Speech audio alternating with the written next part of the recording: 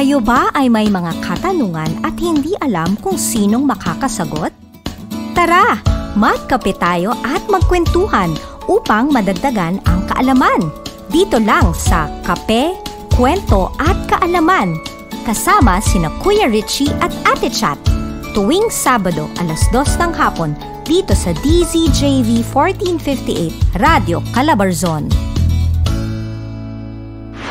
Isang mapagpalang hapon po sa inyong lahat ng mga nakikinig nood. Nandito po kayo sa Kape, Kwento at Kaalaman, ang radio ministry program ng Cathedral of the King at ng DZJV 1458 Radio Calabarzon. Ako po si Ate Chat, kasama ko ngayon ang aking beautiful sister na si Ate Lala. Yeah. Thank you, Ate Chat, for that introduction. Yes, and kung hindi nyo pa po nafa-follow ang aming programa, KKK lang po, Kape, Kwento at Kaalaman. Inaanyayahan po namin kayo na samahan kami ng isang buong oras dahil marami po kayong mapupulot sa ating programa ngayon. Dahil ang ating theme para sa araw na ito ay pakikiisa sa mga guro. Yan. Happy Teacher's Day, Happy Teacher's Day din, Ate Chat. Oo, hindi lang kami mga ate, mommy, tita. Teachers din po kami. Yes. Oo.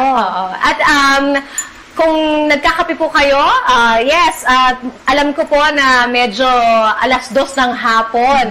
At medyo nakakaantok, kaya pampagising lang po, magkape po tayo. Tara, kausapin ang Panginoon every day.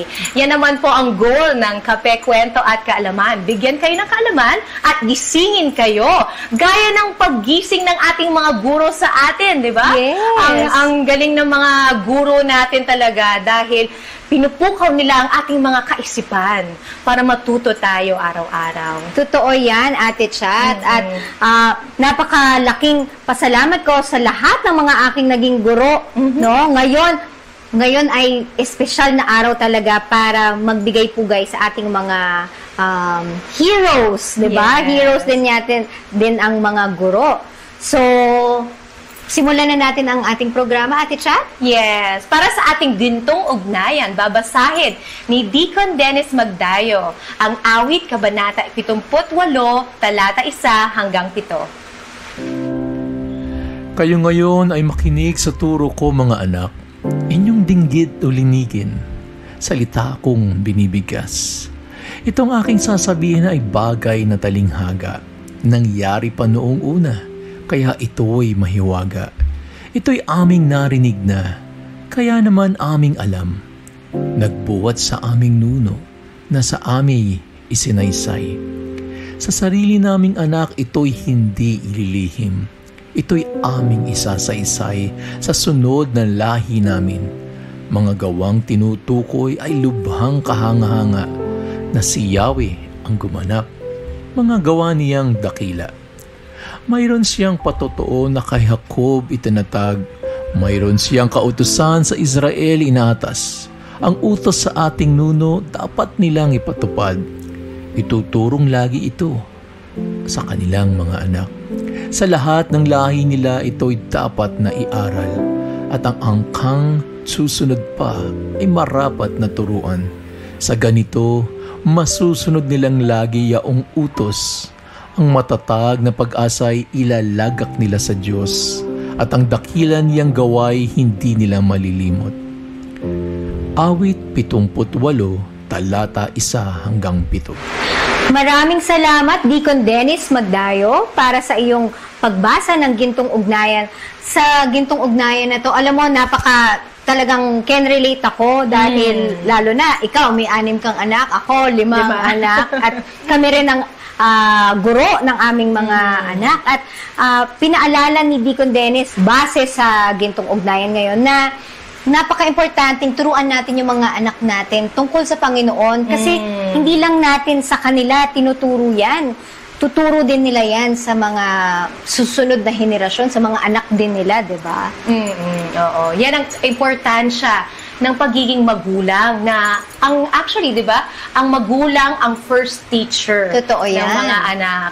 So, ngayon naman, pakinggan natin ang isang napaka-espesyal na interview ni Shek Handayan dahil nakikisa siya sa mga guro. Alam niyo po ba na ang kanyang interviewee ngayong hapon na to ay no other than her mother, Maria Teresa Diaz. Shek? Magandang hapon po sa inyong lahat. Andito po si Shekinah kasama nyo tuwing hapon ng Sabado dito lamang sa Kape, Kwento at Kaalaman, hatid sa inyo ng Cathedral of the King Radio Ministry at DZJV 1458 Radio Calabarzon. Bagong buwan, bagong tema na naman po tayo dito sa pananaw, no? At para sa pangunang Sabado ng buwan ng Oktubre, tayo ay makikiisa sa mga guro. Taon-taon, tuwing ika-5 ng Oktubre, ipinagdiriwang po natin ang World Teachers Day. Panahon na para alalahanin ang mga espesyal na guro na sumusuporta sa atin at magpakita ng pasasalamat sa mga nabigay nilang aral at inspirasyon sa atin. Kaya naman, nung iniisip ko kung sino ang imbitahan ko para sa hapon na ito, hindi na ako lumayo pa, no? Meron kasi akong kilala na guro na halos 30 years na hong nagtuturo. Siya rin naman ang naging guro ko sa bahay at sa buhay. Walang iba kundi ang aking nanay, ang aking ginang teacher, Maria Teresa Diaz. Hello, Mami! Hello, Shekinah. Magandang hapon po sa lahat ng nandito, nakikinig at nanonood ng Kape, Kwento at Kaalaman. Maraming salamat sa opportunity na binigay niyo sa akin ngayong hapon. Excited na rin akong marinig kung ano yung maikukwento mo sa aming mga tagapakinig ngayong hapon na ito. Mangunguna na ako sa una kong tanong, no, Ma? Paano nag-umpisa ang journey mo bilang guro? Na 30 years nga po yun. Paano yung nag-umpisa yun?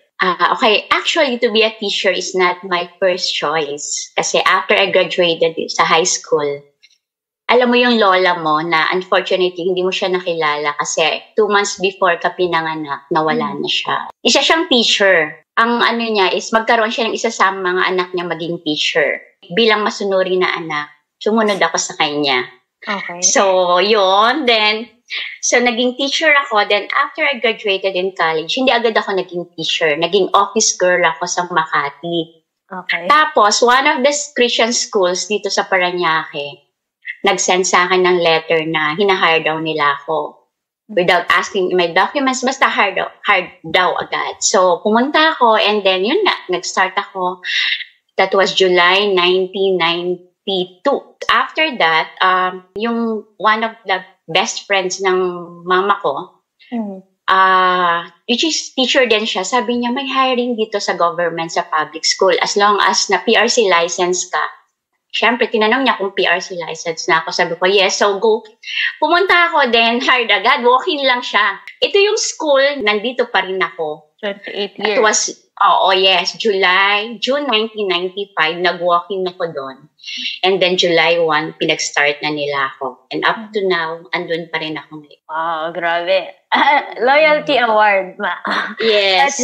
Ayan, God has been faithful sa journey mo. Kaya naman, sa ilang taon mo pong pagtuturo, ano yung pinaka-paborito o pinakamagandang experience mo sa pagiging guro? Alam ko marami yon, pero kung may maishishare ka lang na isa, dalawa, ngayon sa ating mga tagapakinig. Siyempre, yun nga sabi mo, marami talagang pwedeng i-share pero yung alam mo na may natututunan sa yung mga students, like after the exam, after your lessons, matataas yung scores nila.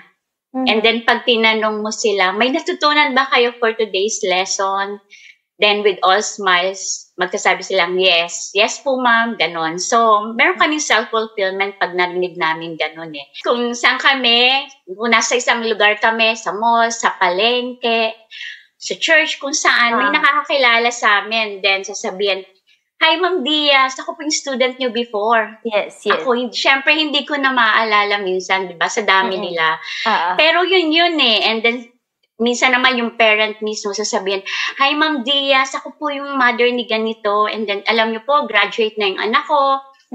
Isa na siyang successful engineer, successful manager, successful accountant.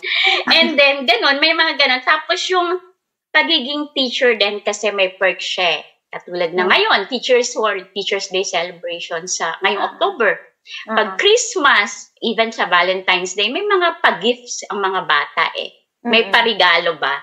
Na hindi ka uwing luhaan, na parang walang hindi magbibigay sa'yo ng gift. So, yun ang perks ng pagiging teacher. I think yun nga, no? Ang ganda kasi na parang part din talaga ang guro sa lahat, sa journey ng isang pagkatao ng bata, diba? Kaya, pag nakikita niyo siya sa mall, sa saan mang lugar, parte ho kayo ang mga guro. Kaya, salamat sa lahat ng binibigay nyo. Kaya naman yung onting regalo nila ay tingin kong binabalik lang nila tuwing yung Christmas, World Teachers Day tulad ngayon. Oh, it's more than the gift, di ba? Yes. Na kasi tinitignan mo yun, na-appreciate ka nila at na happy siguro sila sa'yo being their teacher. Yes, correct. Ayan naman po, sa pangatlong tanong ko, may isang testimonya ka bang maibabahagi patungkol sa iyong propesyon bilang guro? Oo naman, marami akong pwedeng ibahagi na testimonya tungkol sa profession ko na ito. Pero ito yung naisip ko na i-share. Okay. Ang pagiging teacher as my profession, ito yung naging bread and butter natin. Especially when we've lost your father, di ba? Isa ito sa maraming favor and blessing ni Lord. Siyempre, on the sides, God uses many people to help us, to bless us, to give us all the favor na kailangan natin, di ba? Pero siyempre, paano kaya, naisip ko, paano kung wala akong work? So, siyempre, di ba, because of this profession, naka-help to sa atin na makagraduate kayo ni Deacon EJ. Of course, hindi natin aalisin yung lahat ng blessings, lahat ng favor na binigay sa atin ni Lord during that time. And also yung mga God uses people, a lot of people para tumulong sa atin na makasurvive at masustain at makagraduate kayo. Yes. Ayun, so, and up to now, I'm using, ginagamit pa ni Lord din yung profession ko na makagraduate din si Juan with all the help niya, di ba? With all the favor na binibigay niya sa atin. So, kaya yun, it's always grateful talaga ako kay Lord na binibigyan niya ako lagi-lagi ng wisdom, ng strength, ng patience, na makasustain ako sa work na to kasi hindi siya talaga ganun kadali and financially, hindi siya ganun din pero yun nga, God always provide. Kaya sobrang grateful ako kasi alam ko si Lord ang nagbigay nito sa akin. Hindi yung mga bosses ko, hindi yung principal ko, but He's the one who makes way na magkaroon ako ng experience na yung ibang teacher hindi na-experience. Yun. Ayan. Indeed na nakita ko naman yun, Mano. Yung lalo na sa mga kaibigan mo ding guro at ikaw na talagang patuloy na lumalaban at nagbibigay serbisyo, doon pumapasok ang Panginoon. He fills the gap every time. And ngayon, may mga mensahe ka ba para sa mga kapwa mo guro at mga estudyante ngayong World Teachers Day? Oo naman. Siyempre, dyan po sa lahat ng guro na nakikinig at nanonood sa atin ngayon, Happy Teachers Day sa ating lahat. Sabi nga, teaching is a noble profession. It takes courage, passion, commitment, and most of all, patience. Kasi hindi siya madaling trabaho. Hindi ka lang kasi nag-i-impart ng knowledge and skills mo dito. Pati yung mismong buhay mo, dapat sinishare mo sa mga students mo. Kasi di ba sabi nga, you set a good example. Pero syempre, ang teacher din po ay tao. Diba? Nagkakamali din talaga. Ito yun Pero sinasabi nga, isang kayamanan nating mga guro na magbahagi tayo ng ating kaalaman para sa kaisipan ng mga bata. Hindi lang kaalaman na para yung academics, pero mabigyan natin sila na yung kung paano natin i-touch yung buhay nila, diba?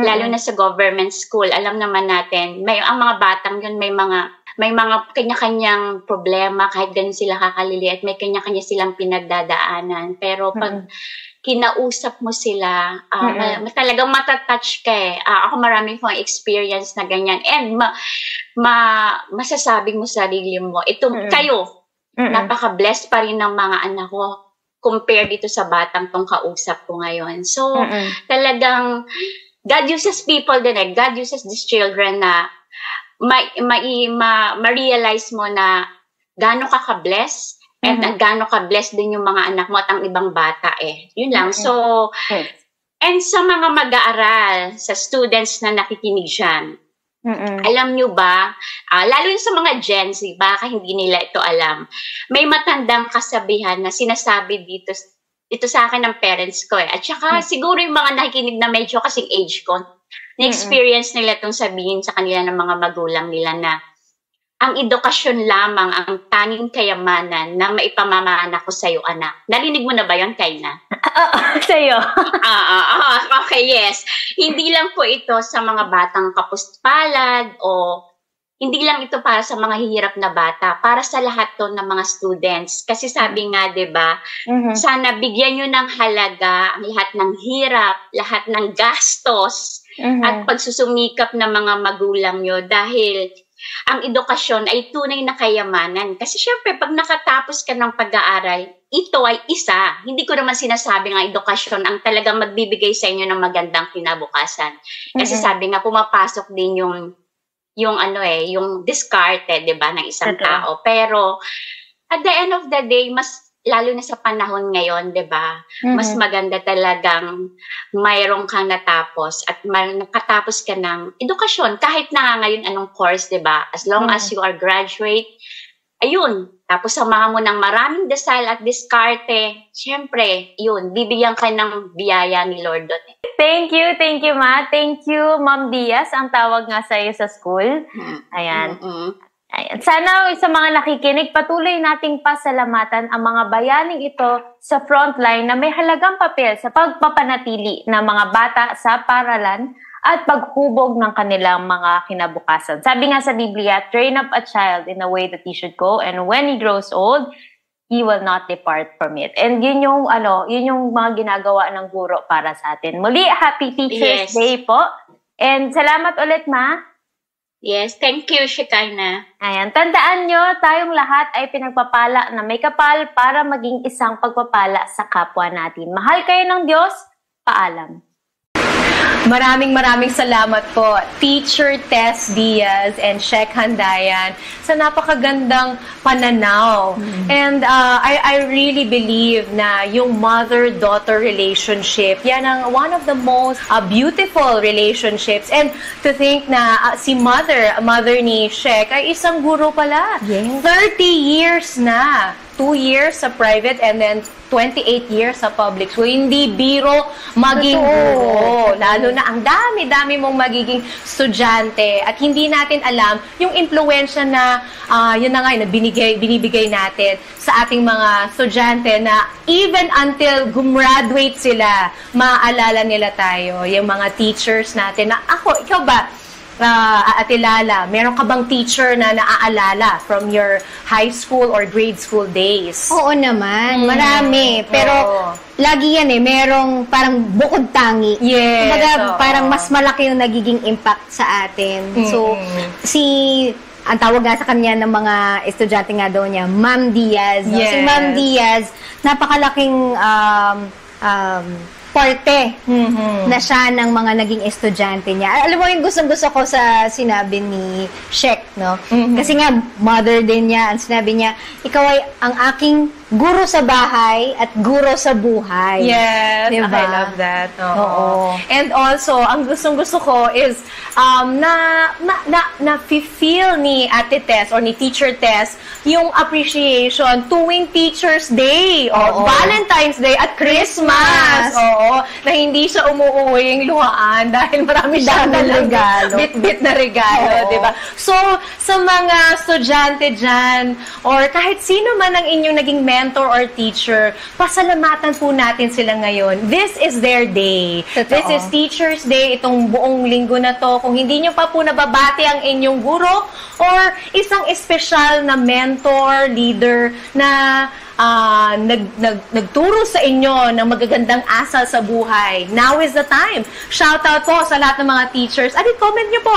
Maybe itag nyo po sila dito sa ating episode para maramdaman naman nila ang ating pakikisa sa mga guro at gaano kayo ka-espesyal sa buhay nila. Yes, totoo yan. At pwede, magdadagdag lang ako, no? May sinabi ni Tita Tess or Teacher Tess na napaka-importante na makapagtapos. Yes. Diba? So, totoo yun, no? Importante yan, yung edukasyon, pagkukuha ng diploma. Pero, even more than that, yung love for learning natin sa kahit anong estado ng buhay natin, di ba? Kahit nga nakapagtapos na tayo, whether nakapagtapos ka or hindi, nandyan yung kumbaga, pagmamahal mo sa pag-learn ng bagong bagay, di ba? Yes. So, gusto ko yun na shinare din ni Teacher Tess. So, sa susunod naman nating parte ng programa, ito na si Master JC Hudloman para sa Titik at Tugma, modelo kahit hindi masyadong gwapo.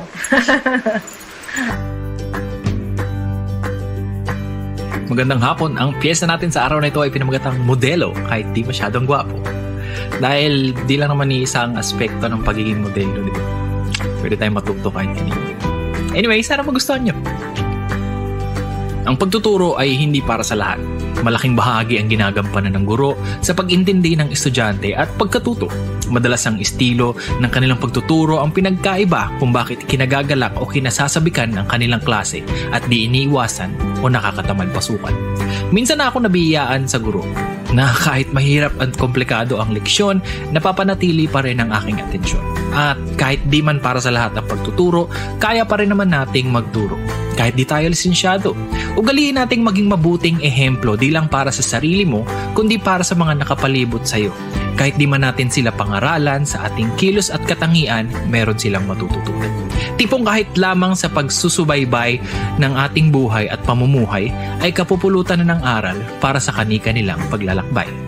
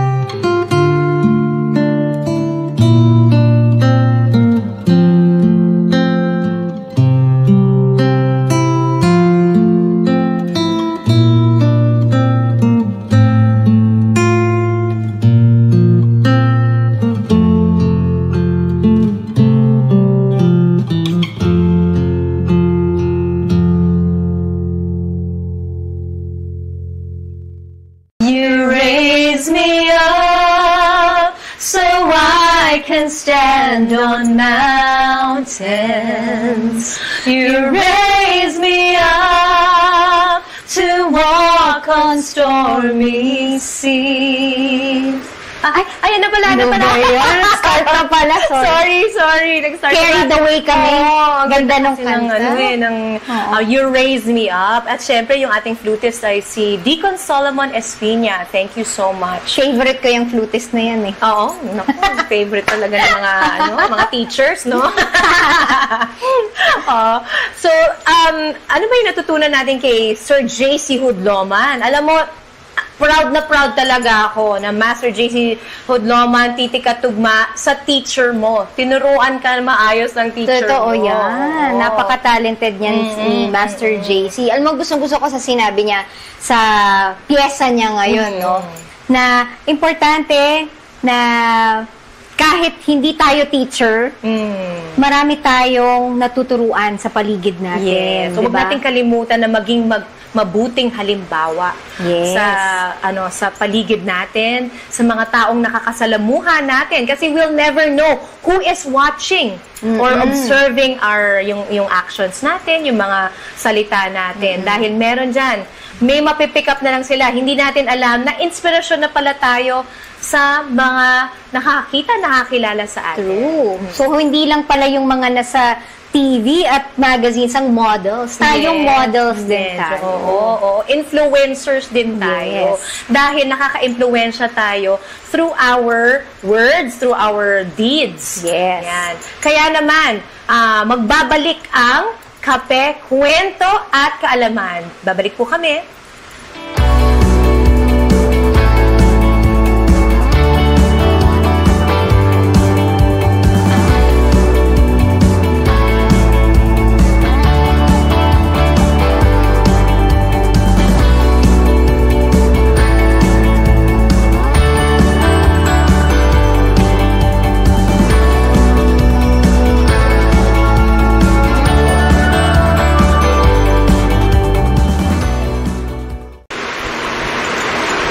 Welcome back to Kape, Kwento at Kaalaman. Kung ngayon pa lang kayo tumutok at nakinig nood, please like and follow Kape, Kwento at Kaalaman on FB.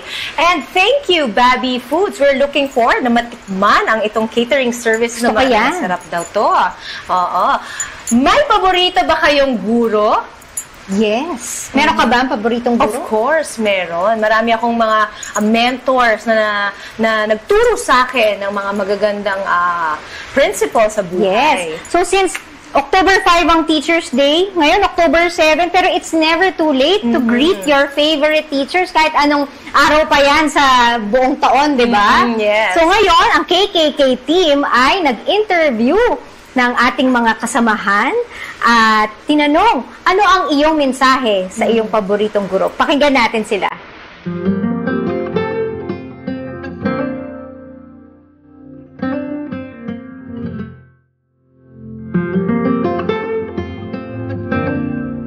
To all my teachers, thank you for teaching me, and thank you for having the patience for teaching me. Thank you also for teaching me even when you are tired. May God grant you great life, and I hope you will be safe. And may God grant you a great mindset. And for all your students also, I hope they will be good too. And I hope you will have no trouble for teaching. And happy Teacher's Day. Bye. Hi Mom, happy Teacher's Day. Salamat sa lahat ng lessons na itinuro mo sa akin. And also especially for being the most understanding and patient teacher I know. Super grateful at super blessed talaga ako na ikaw ang aking guro. Alam ko na it is your passion to teach and to share your knowledge with others. And so I pray that you will continue to have that fire burning within you, to keep on going. Ipinapanalangin ko na masalo ka pang i-bless ni Lord, at sana ikaw ay maging inspirasyon sa lahat ng taong nakakakilala sa'yo. Love you, Mom. Thanks for being the best teacher ever. And for all those teachers out there in the world, thank you for everything you have taught us. aking paboritong guro, Ma'am Winnie Carillo. Happy Teacher's Day. Salamat sa lahat ng pagtuturo sa amin. God bless you. And sa lahat ng mga guro, Happy Teacher's Day. Ang aking mensahe po para sa paborito ko po naging guro na si Deacon John Mark Flores. Maraming salamat po sa inyo dahil marami po kaming natutunan pamula noon hanggang ngayon. Nawa po ay mas marami pa po kayong maturuan, lalong-lalo na po sa katuruan ng Diyos. At yun lamang po, Happy Teacher's Day po. To my favorite teacher, thank you for everything that you have done for me. Thank you for all the wisdom and knowledge you have shared with me. Thank you for all the advice and all the warnings that you have given me, so I am prepared for today's world. Thank you for all the skills that you have taught me. I will never forget them, and I will always do my best to use them to help other people. I hope the Lord will continually bless you, just how you blessed me. Happy Teacher's Day. Happy Teacher's Day!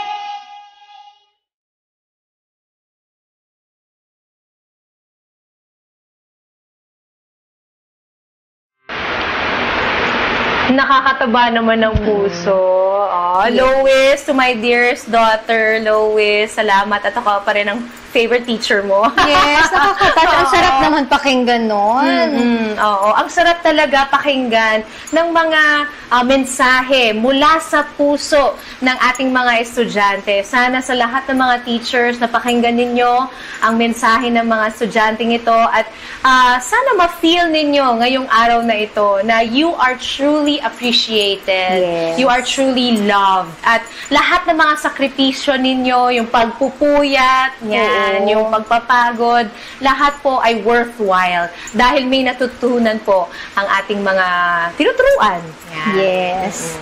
At sa ating dunong tulong pangkalusugan, ito si Doc Mary Grace sa kanyang part 2 ng interview with Engineer Job Ebwe, ang kanyang fitness journey. Pakinggan natin sila.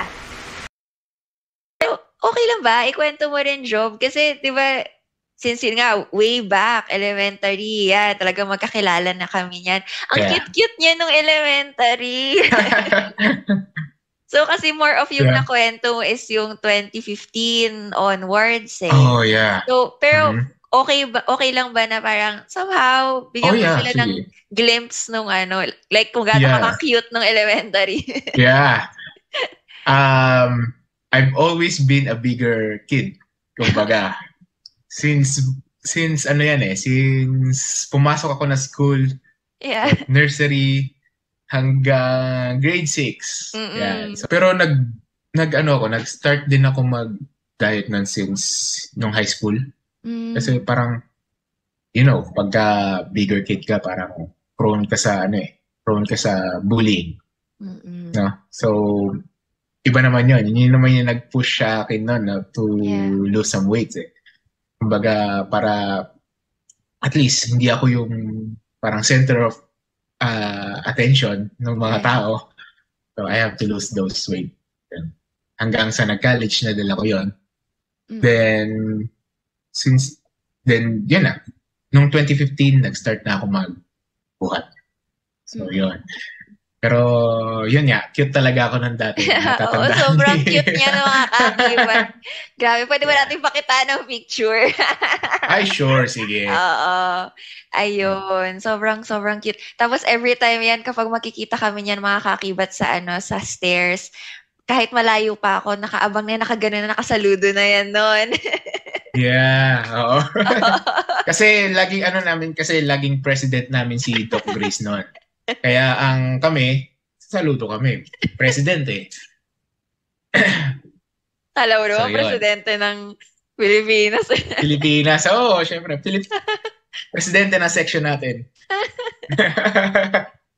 Ayun, miss those days. Yeah. Nakaka-miss, no? Sobra. Yeah. Tsaka kumbaga parang, di ba, nakakatuwa din kasi dun sa fitness journey mo na yung mga reasons behind, nag-e-evolve din di ba? Parang nakwento mo nga, nung high school ka kasi para hindi ka maging victim ng bullying. Kasi syempre at that stage, high school, teenage years, yun yung mga concerns natin di ba? Na important din naman talaga for our mental health.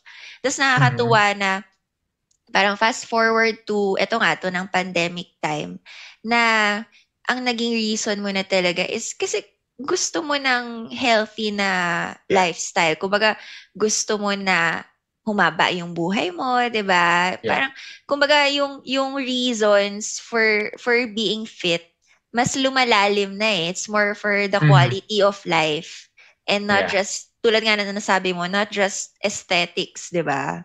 Yeah. So, yun. Nakakatuwa lang. Yeah. Kumbaga kasi, iniisip ko na rin if I ever mag-build ng family.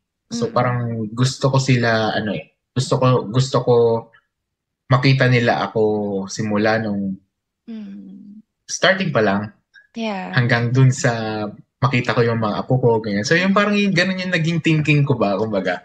So, parang in a way, gusto ko makita yung mga apo ko in the future. Amen. So, tama. So, yun yung naging, kumbaga, yun naging, nag-push sa akin.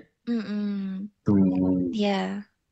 And nakakatuwa kasi, yung nagiging source of motivation mo, yun nga, mas nagiging internal siya. It's really coming from you. And at the same time, may pinaglalaanan ka na Kumbaga, it's not just for yourself, but for the people you love, di ba? At yun nga, since about building a family, so, kumbaga, mas nagiging selfless ka in a way na para din sa ibang tao, kaya mo to ginagawa, kaya gusto mong maging fit.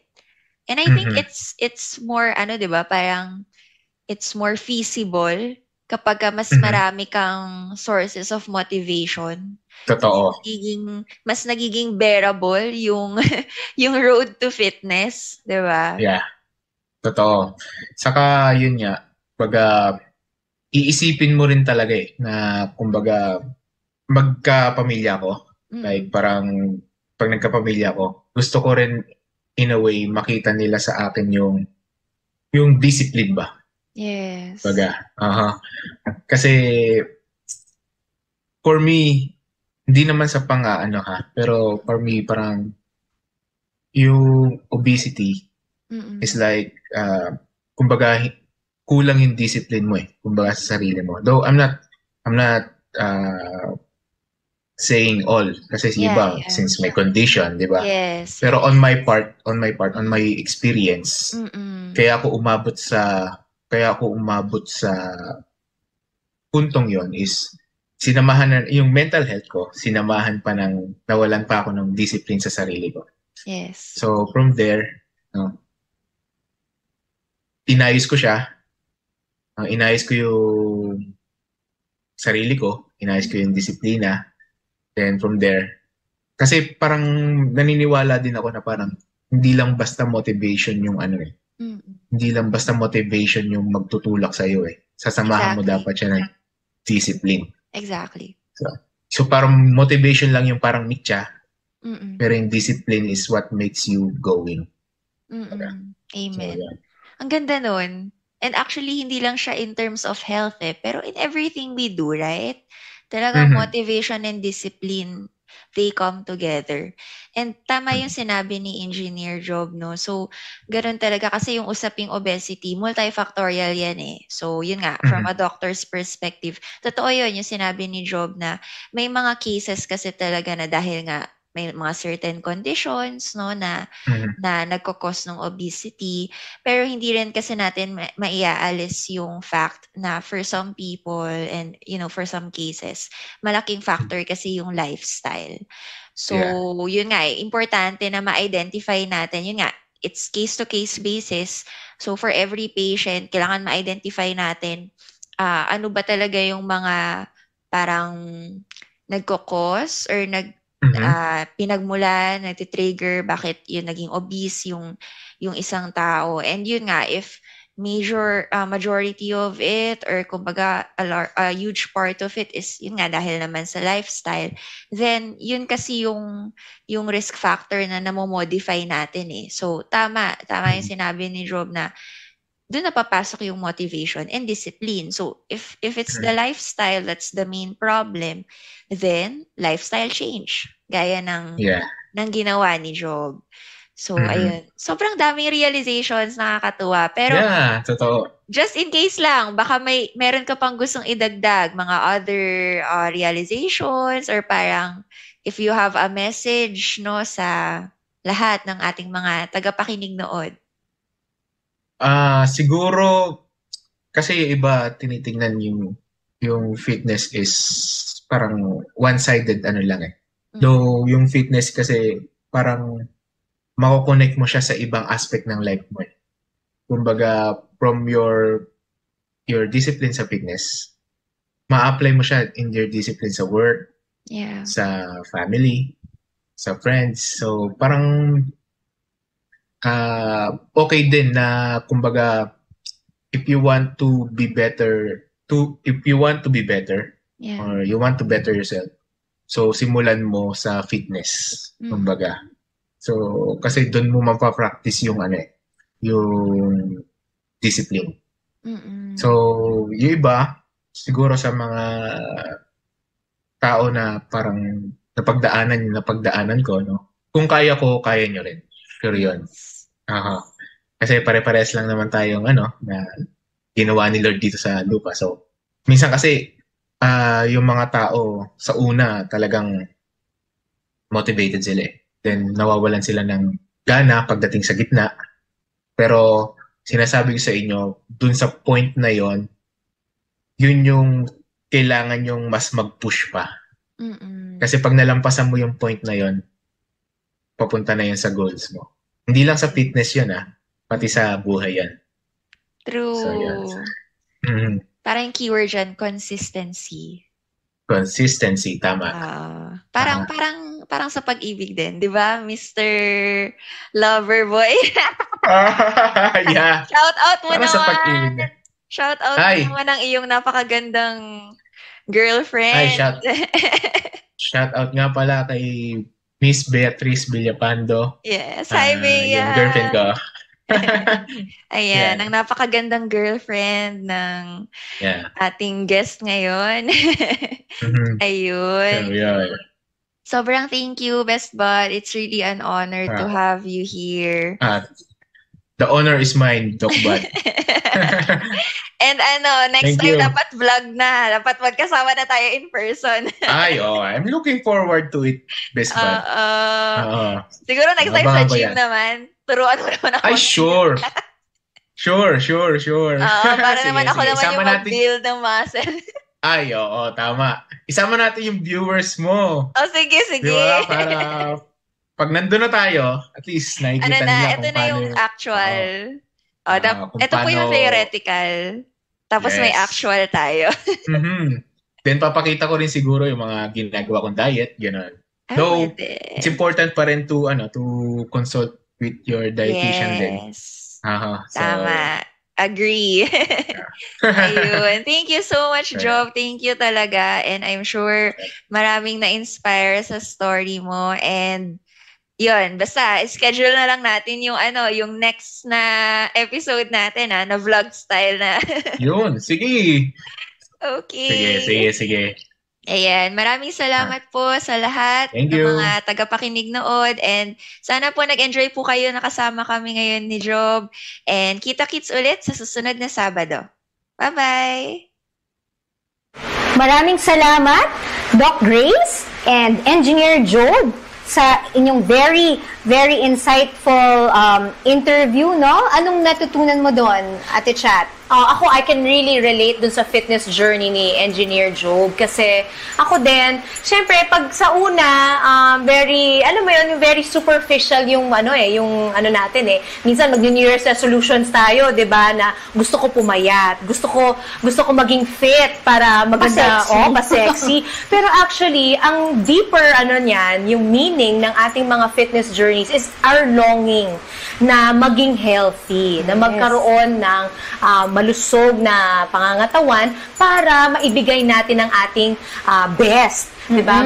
We will only be able to give our best when we're also in the best of health. Kaya nga, saludo ako kay Engineer Job dahil tinry niya talaga, although nga na lumaki siya ulit, pero bumalik siya ulit sa kanyang fit fitness journey na may tamang perspective. Yun. Kasi pag tama yung perspective natin, mas ma-achieve natin yung ating goals. Tama yan. At yun nga, yung pagiging fit nga, no? Hindi lang naman yan talaga para lang sa panglabas na di ba? Gusto natin maging fit dahil gusto natin mas marami tayong magawa, kagaya nga nung nabanggit mo, di ba? Mas marami tayong pwedeng ma-accomplish, di ba? So, thank you so much, Doc Grace and Engineer Job. So, sa susunod naman nating parte ng programa, ito si Father Roberto Harvina para sa kanyang reflection. Isang magandang hapon sa inyong lahat, mga minamahal kong kapatid, mga taong kasama natin sa pinagbuklod ng Panginoon. Isang bayan, hinirang niya upang maipamalas natin ang kanyang kaluwalhatian sa buong mundo. Maraming salamat muli sa pagkakataon na ito na tayo'y nagkasama-sama dito sa programang Kape, Kwento at Kaalaman. At sa iyo, Deacon Richie at Sister Chat na nag-host natin, salamat sa pagkakataong itong na bilang ako sa mga taong ginagamit ng Panginoon dito sa programang ito. Ang ating paksa ngayon ay tatalakayin natin ang mga bagay-bagay na nauukol sa mga guro, mga taong kinasihan, tinawag ng Panginoon upang magturo. At ang ating scripture po ay mula sa salita ng Diyos sa aklat ni San Pablo na sinulat niya kay Tito, 2 kabanata, talatang 7 hanggang 8. Ito po ang kanyang sinabi. Sa lahat ng mga bagay, ipakita mo ang iyong sarili na huwaran ng mga mabubuting gawa. Sa pagtuturo ay may katapatan, may karapat-dapat na pag-uugali at buhay na walang kabuluhan. Ipakita mong huwarang ka lang ang iyong sarili sa magaling na pananalita, hindi lang sa mahahatulan. Dapat lang maging ganito upang siya ay nasa kabila ay mapahiya at walang masasabing masama patungkol sa iyo. Isang payak at taal na bili ng Panginoon dito sa kanyang salita na tayong mga binigyan ng kakayahan ng Panginoon na magturo ay kinakailangan po ay consistent at nagkakasang-ayon ang ating pagtuturo sa ating pamumuhay.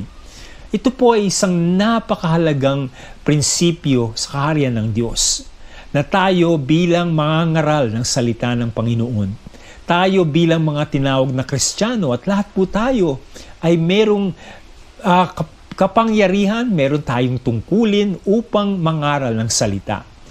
Ay kinakailangan po ay maging consistent tayo, kinakailangan maging tapat tayo sa lahat ng ating sinasabi sa pamamagitan ng pagpapakita noon sa ating ginagawa. Kaya lalong-lalo na po kung yun ay para sa lahat ng nananampalataya, lalong-lalo na sa lahat ng mga tinawag upang magturo ng salita. At hindi lamang yung mga nagtuturo ng salita ng Diyos sa Biblia, kung hindi lahat ng nagtuturo at nangangaral. Dahil upang magkaroon ng bisa ang ating sinasabi, kinakailangan po ay mayroong pagkakaisa ang ating gawa. Dahil kung taliwas po ang ating sinasabi sa ating ginagawa, ay wala pong bisa yun. Walang magiging patutunguhan, wala pong magiging kapangyarihan upang magbago ang mga ating tinuturuan at pinangangaralan.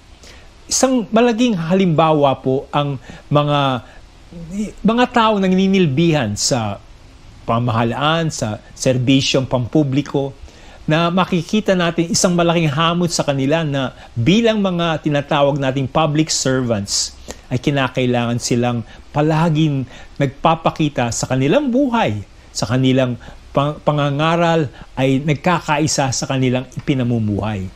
At gayon din po ang mga guro sa paaralan, gayon din po ang mga magulang sa tahanan.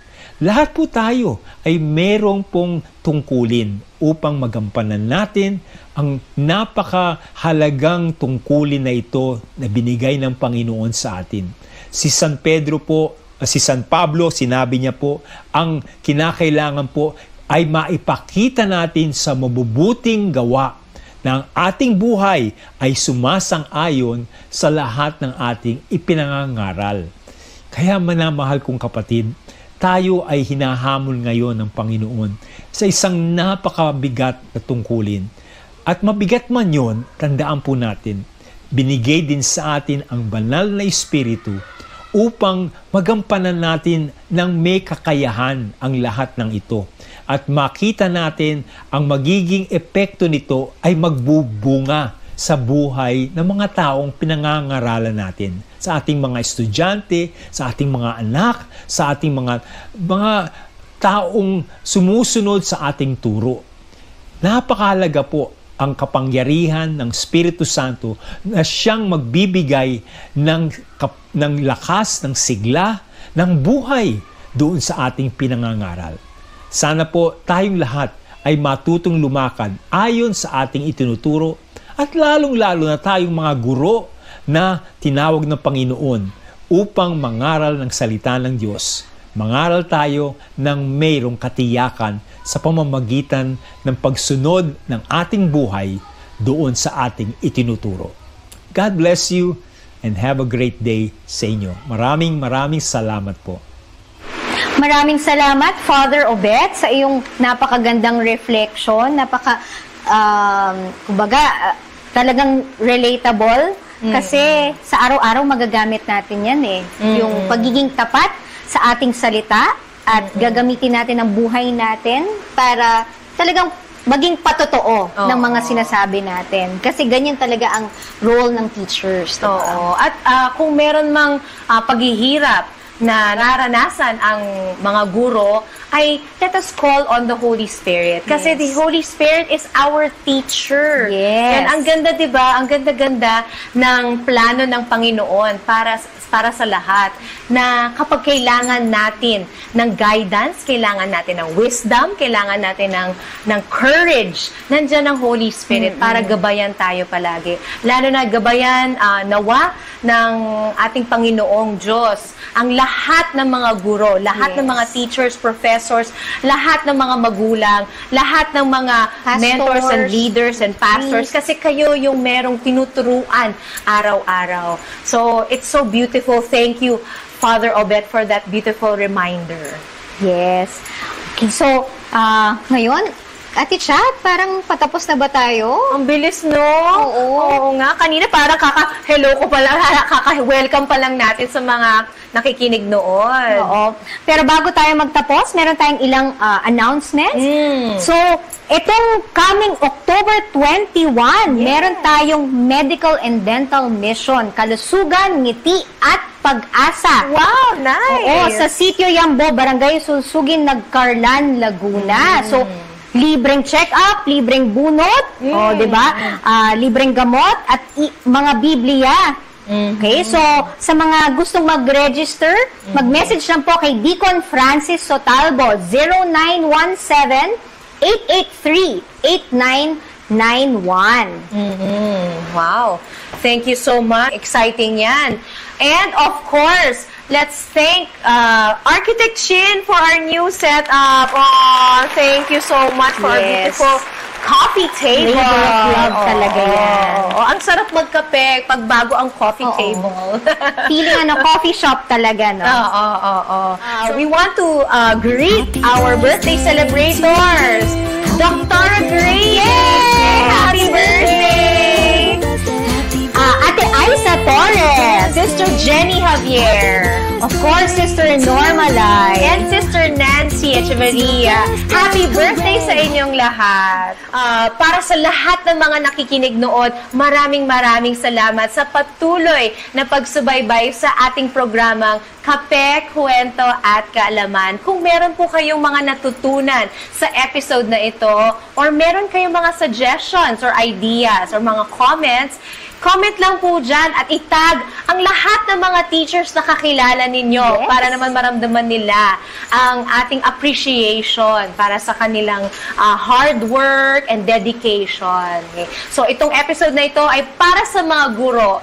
And next week, ano ba ang in store for us for our next episode? Maganda ang tema next week. Ang next week ay pakiisa sa World Mental Health Day. Napaka-importante niyan, Ate Chan. Napapanahon talagang topic ito. So, huwag kaligtaan. Next Saturday, 2:00 ng hapon. Okay? And of course, on behalf of Kuya Richie, hello, Kuya Richie. We miss you. Substitute. Substitute. On behalf of Kuya Richie, ako po si Ate Chat. At ako naman si Ate Lala. Para sa Kape, Kwento at Kaalaman. See you! Kayo ba ay may mga katanungan at hindi alam kung sinong makakasagot?